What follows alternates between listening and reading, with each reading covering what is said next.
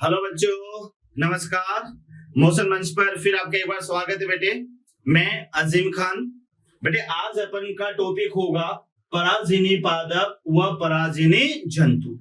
अब ये पराजिनी पादप और पराजिनी जंतु होते क्या है, ये आज अपन को इसके बारे में बहुत डिटेल लेनी है, तो थोड़ा ध्यान से समझना। क्योंकि बेटे कुछ जंतु ऐसे होते हैं जो साधारण जंतु से थोड़े अलग होते हैं, कुछ पौधे ऐसे होते हैं जो साधारण पौधे से अलग होते हैं, तो इन्हें बेटे कुछ कैरेक्टर इनके अंदर जो है समावेश करवाए जाते हैं और फिर एक विशेष गुणों वाले जीव या जंतु बनाए जाते हैं। तो वांछित जीन का तो नाम सुना ही होगा आपने। बेटे हमें जब विशेष गुणों वाले जीन को लिया जाता और उससे अगर कोई अपन नया जंतु या नया पौधा बनाते हैं और इस नए जंतु या नए पौधे के अंदर उस वांछित जीन के अनुसार गुण पाए जाते हैं, तो फिर याद रखना बेटे इन्हें अपन पराजिनी जंतु या पराजिनी पादप कहते हैं। तो अपन शुरुआत करेंगे बेटे यहाँ पर पराजिनी जंतु और पराजिनी पादप की। तो पहला हमारा टॉपिक होगा इसके अंदर, और पहला टॉपिक रहेगा यानी पराजिनी पादप। पहला जो टॉपिक रहेगा बच्चों ये रहेगा पराजिनी पादप, और पराजिनी पादप को आप यहां पर कह सकते हैं ट्रांसजेनिक प्लांट। Transgenic plant. अब देखना यह है कि ये साधारण पौधों से अलग कैसे होगा, इसमें क्या क्या कैरेक्टर प्रेजेंट होंगे। तो बेटे याद रखना कि बायोटेक्नोलॉजी के माध्यम से अभी जो है बेटे गोल्डन राइस बना लिया गया है जिसमें विटामिन ई की मात्रा ज्यादा होती है। कई पौधे ऐसे बना लिए गए हैं जिनकी उत्पादन क्षमता साधारण पौधों से ज्यादा होती है। जैसे गेहूं में आपने देखा होगा बेटे, गेहूं के अंदर कई सारी ऐसी प्रजातियां आ गई जो साधारण जो नॉर्मल देसी गेहूं होते हैं उनसे ज्यादा उनकी प्रोडक्शन कैपेसिटी होती है। कई पौधे ऐसे बना लिए गए हैं बच्चों जिनके अंदर कीट प्रतिरोधक क्षमता आ गई जो पहले नहीं थी, याद रखना। लेकिन उनके अंदर अपने विशेष लक्षणों की जीन को डाला और विशेष लक्षणों की जीन के बाद में जब वो पौधे विकसित हुए तो उनके अंदर बेटे विशेष गुण पाए गए, तो उन पौधों को अपन ने कहा ट्रांसजेनिक प्लांट। तो अब ये बनते कैसे हैं, इसका मेथड क्या होता है। पहला जो ट्रांसजेनिक प्लांट था वह कौन सा है, तो याद रखना बेटे तंबाकू जो है ये पहला ट्रांसजेनिक प्लांट है। उसके बाद में बीटी कॉटन भी आया, बीटी ब्रिंजल भी आया। बेटे बीटी ब्रिंजल पर बैन लगा दिया गया क्योंकि ये एक तरह से विषैली जीन थी, याद रखना। तो ये सारी चीजें अपन यहाँ पर देखेंगे। तो पहले बेटे अपन देखते हैं कि ट्रांसजेनिक प्लांट बनता कैसे है। तो यहाँ आप देखिएगा, यहाँ बेटे अब यहाँ पर देखते हैं कि हमारे पास में ये एक पौधा है, ये पौधा है और ये पौधा है यहाँ पर कीट प्रतिरोधी। मैंने पहले भी आपसे कहा था ये पौधा है यहाँ पर कीट प्रतिरोधी। तो बेटे पहले क्या करेंगे कि कीट प्रतिरोधी से अपन यहाँ पर एक जीन को निकालेंगे। तो ये जीन क्या होगी, डीडीएनए होगा। अब इस डीडीएनए को दूसरा पौधा मेरे पास में है और ये पौधा है बेटे कीट रोगी। तो इस डीएनए को यहाँ पर लेंगे, पहले तो ये डीएनए लेंगे, डीडीएनए, और डीडीएनए की बेटे यहाँ पर आप देखिएगा कि यहाँ अपन लेते हैं इसके में एक टारगेट सेल। तो यहाँ से आप देखो कि यहाँ से अपन ने इसका लिया है यानी टारगेट सेल, जिसको अपन टी सेल कहेंगे, टारगेट सेल। अब इसको इसके अंदर प्रवेश करवाएंगे और यहां से जो प्लांट बनेगा बेटे, ये जो प्लांट यहां पर बनेगा, ये जो प्लांट होगा, ये प्लांट होगा हमारे पास में यानी ट्रांसजेनिक प्लांट। ट्रांसजेनिक प्लांट, ये ध्यान रखना। एक बार फिर देख लें बेटे कि ये पौधा है हमारे पास में कीट रोगी, ये कीट रोगी पौधा है और ये है कीट प्रतिरोधी। ये दो पौधे हैं। अब अपन ने क्या किया कि कीट प्रतिरोधी से किसको निकाला बेटे, डीडीएनए को, और इससे अपन ने किसको निकाला, टारगेट सेल को। अब डीडीएनए को किसमें करवाया बेटे, इस टारगेट सेल में, और टारगेट सेल से जो नया पौधा बनेगा ये पौधा कीट प्रतिरोधी होगा, तो इसे कहा जाएगा ट्रांसजेनिक प्लांट। तो आप देखो अभी अभी तो ये पौधा कीट रोगी था, लेकिन जैसे इस पौधे की कोशिका में अपन ने एक वांछित जो कीट प्रतिरोधी पौधा है वहां से वांछित जीन को निकाला और निकाल करके अपन ने इस कीट रोगी पौधे की कोशिका में डाल दिया, और इस कोशिका से जो नए पौधे बनेंगे वो पौधे बेटे कीट प्रतिरोधी होंगे, यानी उनके अंदर जो है कीटों के संक्रमण के प्रति प्रतिरोधक क्षमता होगी। तो आइए देखते हैं बेटे बनता कैसे है। यहां से शुरुआत करते हैं कि ये हमारे पास में है पहले डी डीएनए, ये है डी डीएनए, क्लियर। प्लस इसकी क्रिया किससे करवाएंगे, वी डीएनए। मेथड वही है बेटे, ध्यान रखना। यहां पर पहले अपन क्या लेंगे, तो यहां लेंगे बेटे रेस्ट्रिक्शन एंडोन्यूक्लियेज एंजाइम प्लस कौन सा एंजाइम लेंगे अपन, यहां पर लाइगेज। मेथड वही है बच्चों, ध्यान रखना कि पहले डी डीएनए और फिर यहां पर इसको जोड़ेंगे वी डीएनए के साथ में, और इन दोनों के साथ में पहले रेस्ट्रिक्शन एंडोन्यूक्लियेज से क्रिया करवाएंगे और एक लाइगेज से। तो ये तो इनको ऐसे तोड़ेगा कि दोनों के सिरे एक दूसरे के पूरक आएंगे। उसके बाद में लाइगेज क्या करेगा बेटे, इन्हें आपस में जोड़ देगा, और जोड़ने के साथ ही हमें क्या मिलेगा, तो हमें यहाँ मिलेगा आर डीएनए। ये ध्यान रखना। तो इस तरह से सबसे पहले तो बेटे आपको क्या बनाना है, आर डीएनए बनाना है। आर डीएनए बनने के साथ ही बेटे इसको फिर अपन इंटर करवाएंगे किसके अंदर, यानी होस्ट सेल में। होस्ट सेल, ये ध्यान रखना, होस्ट सेल में इसको इंटर करवाएंगे। होस्ट सेल के बाद में बेटे इस होस्ट सेल को क्या करवाएंगे, इसका संवर्धन करवाएंगे। तो हमें क्या मिल जाएगी, यहाँ पर कई सारी होस्ट सेल। अब होस्ट सेल को किसके साथ में रखेंगे अपन, तो प्लस यहाँ पर ये होस्ट सेल भी रहेगी बेटे, यानी होस्ट सेल, और इसके साथ में अपन लेंगे यहाँ पर टारगेट सेल। तो टारगेट सेल से जो आर डीएनए है, ये आर डीएनए किसके अंदर चला जाएगा, टारगेट सेल के अंदर। तो यहां पर ये टी सेल किसके साथ में आ जाएगी बेटे, विथ डी डीएनए। ये याद रखना, यानी हमने क्या किया कि बेटे मैनी सेल है, इस सेल में ध्यान रखना, यहां पर ये हमारे पास में टारगेट सेल थी और ये हमारे पास में होस्ट सेल है, ये टारगेट सेल का डीएनए है। तो यहां से इस आर डीएनए को निकाल करके इस टारगेट सेल में लेकर आना है। तो यहां पर टी सेल, और टी सेल में क्या इंटर कर, आर डीएनए इंटर कर गया। ये ध्यान रखना बेटे, टी सेल में आर डीएनए, तो यहाँ क्या है, टी सेल विद आर।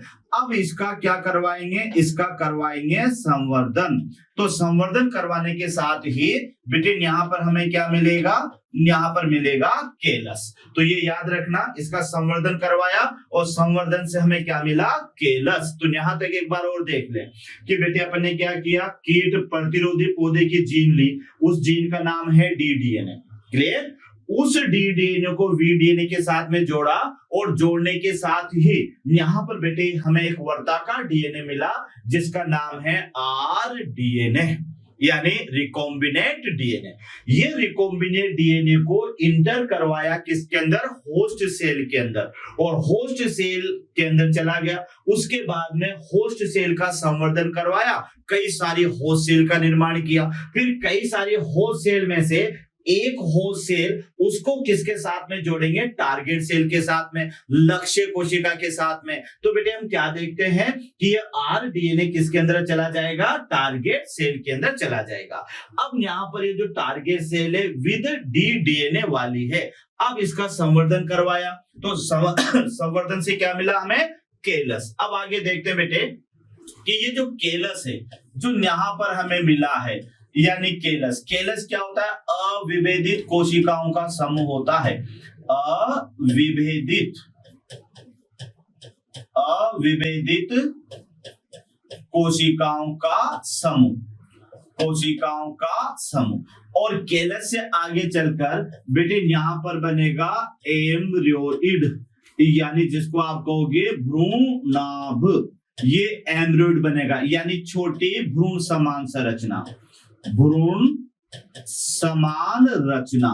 तो ये याद रखना बेटे, यहां पर क्या बन गया आपके सामने, भ्रूण समान रचना। तो ये आप देखो यहां पर ये जो एम्ब्रियोइड है ये भ्रूण समान रचना है। और एम्ब्रियोइड से आगे चलकर क्या बनेगा, तो ये बनेगा प्लांटलेट, यानी जिसको आप कहोगे पादप पक।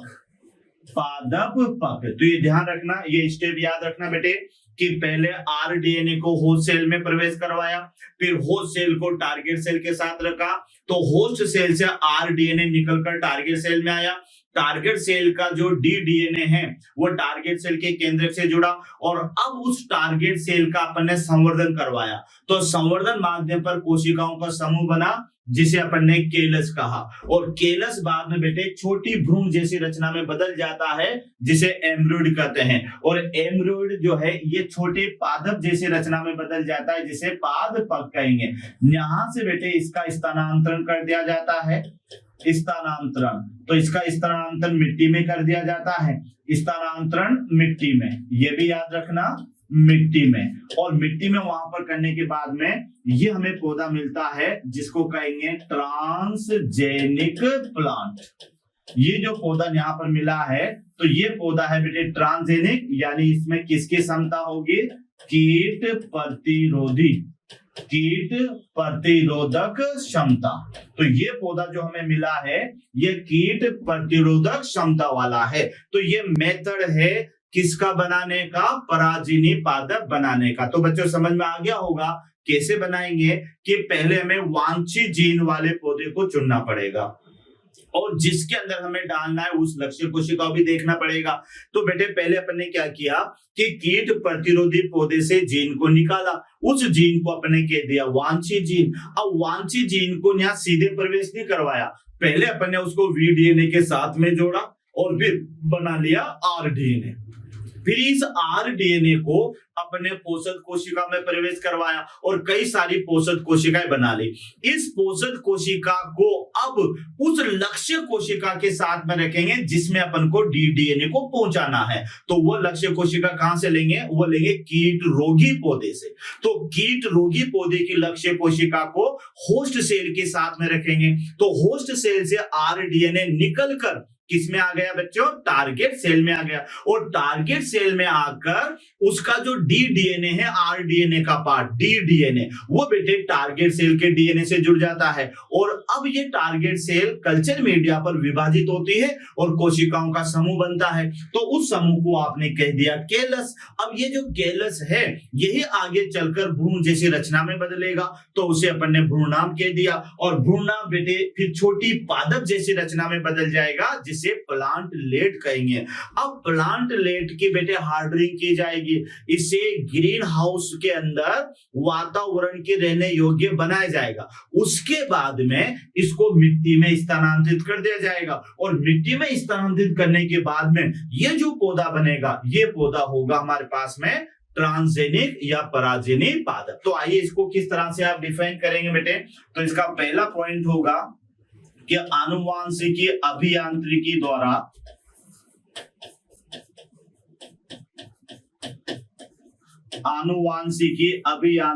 द्वारा किसी वांछित जीन को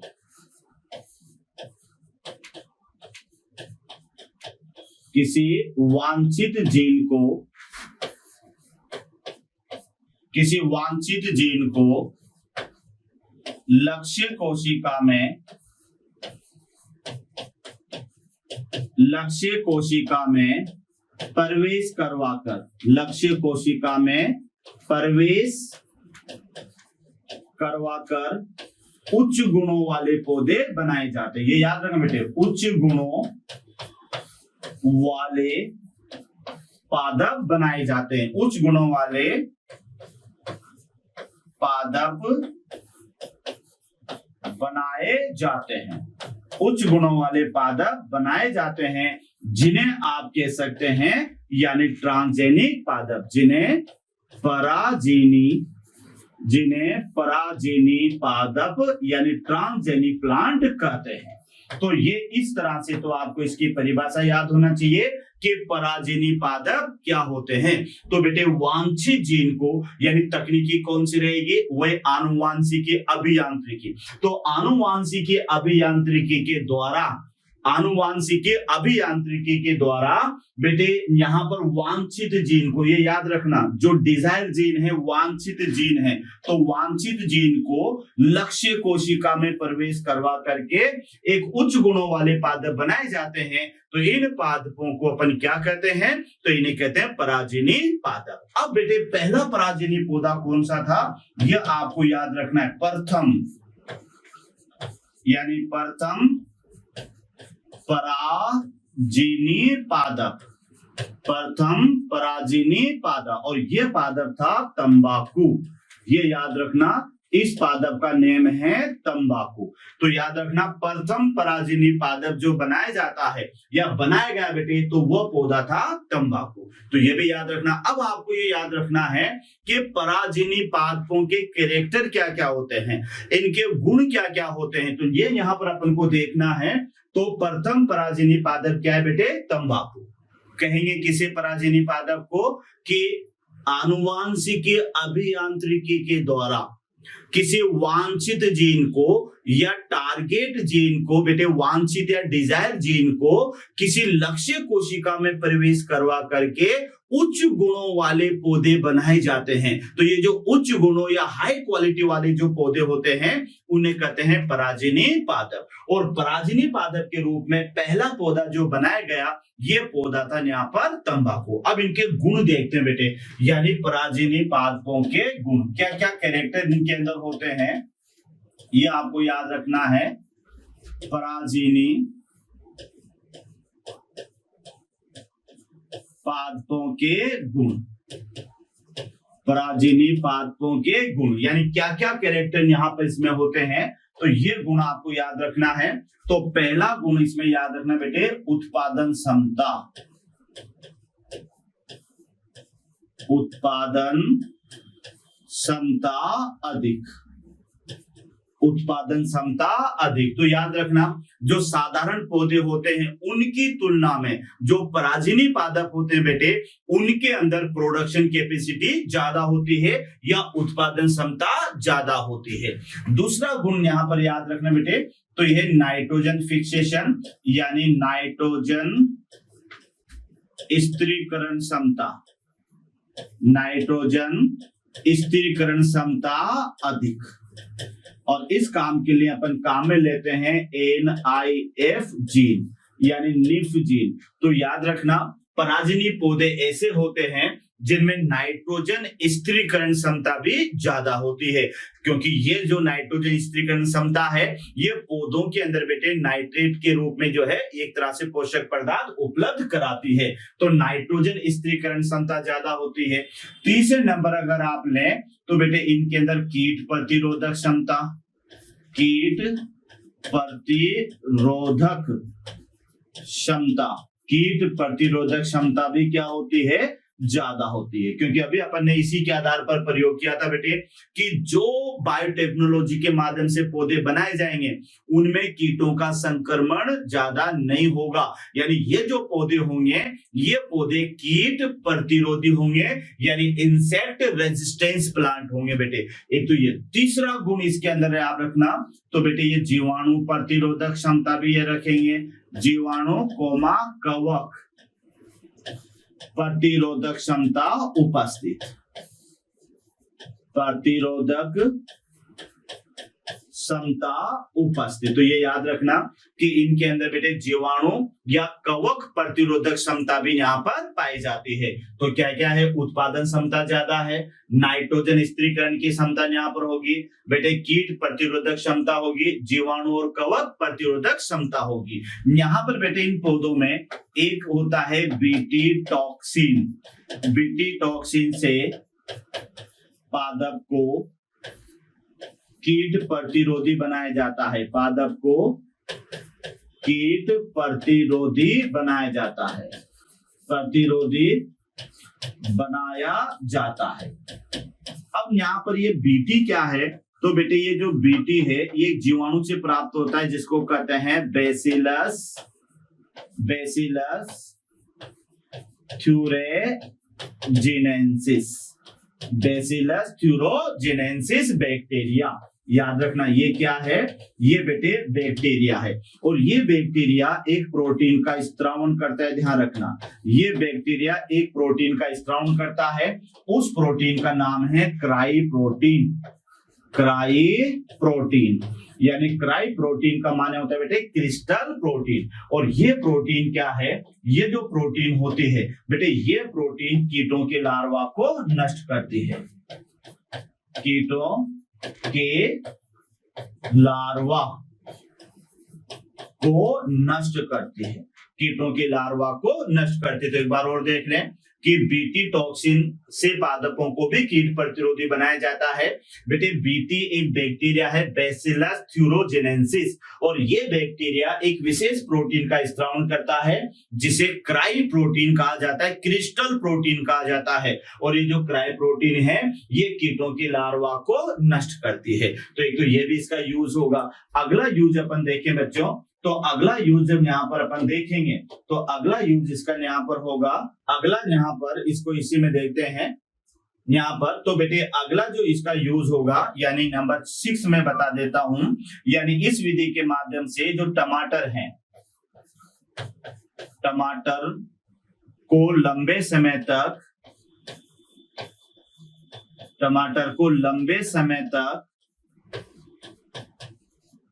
ताजे व दृढ़ बनाए रखा जाता है,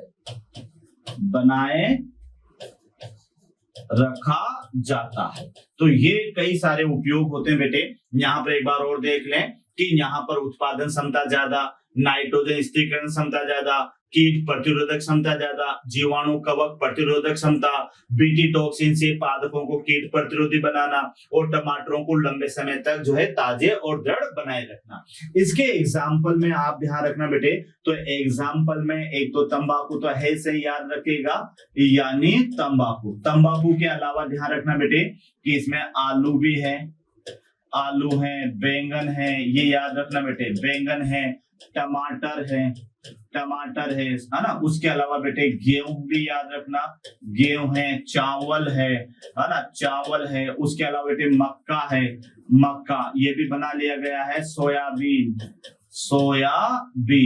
और साथ में सनफ्लावर यानी सूरजमुखी।